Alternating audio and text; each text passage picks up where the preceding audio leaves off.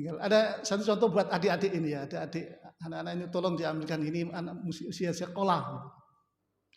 Ada ini dalam saingan itu kalah Pak. Tapi orangnya cerdas. Sehingga dia itu menggunakan bertanya kepada yang ranking 1 dan 2. Ini ada yang namanya Rudi.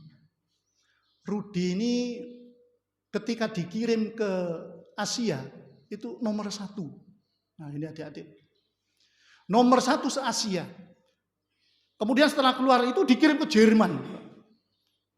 Setelah di Jerman, begitu kalau sekarang mungkin ada semester, apa kalau orang kuliahan itu. Nah, dilihat tes hasilnya, ternyata yang biasa nomor 1 di Asia, di situ ada di peringkat nomor 3. Wah, orang yang cerdas itu kalau kalah, hatinya panas. Tapi saingan normal, enggak curang. Loh, kok saya nomor 3? Akhirnya enggak enak, dia gelisah. Ingin tahu metode apa yang dipakai oleh yang nomor 1 dan nomor 3. Dan nomor 2 itu. Sehingga ia bertanya, namanya Rudi. Yang ranking 1 dan 2 itu ternyata non-muslim. Jadi berasal dari itu yang saudara kita ditembak itu di mana itu? Palestina. Dari mana? Dari Israel. Dari Israel. Satu laki-laki, satu perempuan. Akhirnya tanya begini. Wahai temanku, saya tuh di Asia nomor 1, tapi ketika di sini saya nomor 3. Saya gumun. Anda nomor 1 dan 2. Apa teori Anda sehingga Anda bisa berada di tingkatan 1 dan 2? Wah, yang 1. Wah, jangan dikasih. Kalau dikasih nanti sampean kalah. Wah, kan enggak dikasih. Wah, enggak, sudah. Kalau kasih nanti kamu yang jadi ranking 1. Kalau enggak ya enggak apa-apa. Akhirnya sang Rudi ini wis menghindar. Kemudian berjalan sekian bulan dipanggil Rudi. Setelah dipanggil, "Gini Rudi, kemari. Apa? Kamu beberapa bulan yang lalu kan tanya, apa teori saya sehingga saya menduduki peringkat 1 dan 2. Loh, katanya enggak diberi. Sudah, saya beli saja, enggak apa-apa.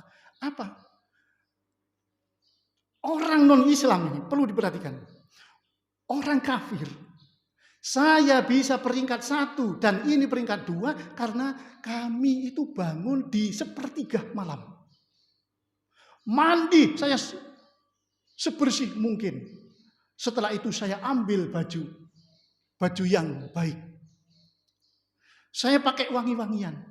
Kemudian saya membaca Al-Quran. Coba bayangkan, orang di luar Islam sepertiga malam sebelum baca Al-Quran, mandi dulu, pakai baju yang harum, baju yang bagus, pakai harum-haruman. Setelah itu baca Al-Quran. Wah. Setelah diomongin seperti itu, Rudi ini kaget. Apa? Kalian baca Al-Quran? Iya, kenapa Rudi? Kamu tidak percaya? Kalau kamu tidak percaya, coba sebutkan sekarang. Surat apa yang kamu sebutkan? Kami akan baca. Boleh sama tunjuk, saya atau teman saya. Loh, coba bayangkan Pak. Jadi orang ke Israel ini, Pak, sudah hafal Al-Quran yang 30 juz ini. Wah, iya kalau begitu sudah, terima kasih. Langsung yang namanya Pak Rudi itu, Mas Rudi itu pulang. Pulang ke rumah, nyampe di rumah buka pintu kamar, langsung merobohkan dirinya. Tidur di atas kasur sambil menangis. Ya Allah, saya merasa tertampar oleh teman-teman saya yang di luar Islam itu. Seharusnya saya yang memberitahu kepada mereka. Tapi hari ini saya yang diajari mereka. Saya berjanji ya Allah, mulai saat ini saya akan selalu bangun sepertiga malam, mandi, mengenakan pakaian-pakaian yang wangi, yang bersih, kemudian saya akan baca Al-Quran. Tapi saya ada nilai lebihnya. Saya mau beribadah kepadamu, yaitu ibadah sholat. Kalau mereka tidak, saya akan sholat. Nah, dikerjakan seperti itu. Dikerjakan rutin seperti itu, akhirnya setelah itu dilihat ada ujian kembali. Ujian kembali. Semenjak itu dilihat hasil ujiannya, namanya Mas Rudi itu nomor 1. Sejak itu tidak terkalahkan. Tidak terkalahkan. Bahkan nomor 1 di dunia. Setiap ada itu, kalau ada pesawat yang terbang sekian ribu kaki di atas awan, itu turunnya pesawat itu sayapnya itu mengalami keretakan. Ini nggak ada yang bisa membetulkan. Setiap ada yang membetulkan, dicoba lagi, turun retak lagi. Berkali-kali, sehingga Rudi inilah yang dipanggil.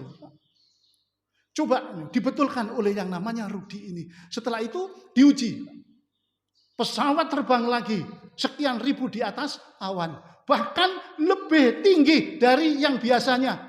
Kemudian turun, diturunkan. Setelah diturunkan, pesawat itu sudah tidak retak lagi. Akhirnya sejak saat itulah Rudi ini jadi orang nomor 1 di dunia. Siapa kira-kira ini adik-adik? Profesor Doktor Bapak Haji B.J. Habibie almarhum. Itu kita tiru. Apa kebiasaan? Kebiasaannya dia sholat tahajud. Kalau orang kafir hafal Al-Quran, setiap sepertiga malam membaca Al-Quran, tapi tidak sholat. Bapak B.J. Habibie sepertiga malam sholat kemudian baca Al-Quran, rutin itu dikerjakan. Akhirnya itu yang namanya takwa. Diberikan jalan keluar karena kesulitan apa? Untuk melawan tingkat 1 dan tingkat 2 menjadi ranking 1, ranking 2 ini. Makrojat jalan keluar. Dan rezeki dari arah yang tidak disangka-sangka, sampai hari ini pun harta milik almarhum Pak B.J. Habibie dinikmati oleh anak-anaknya tidak habis.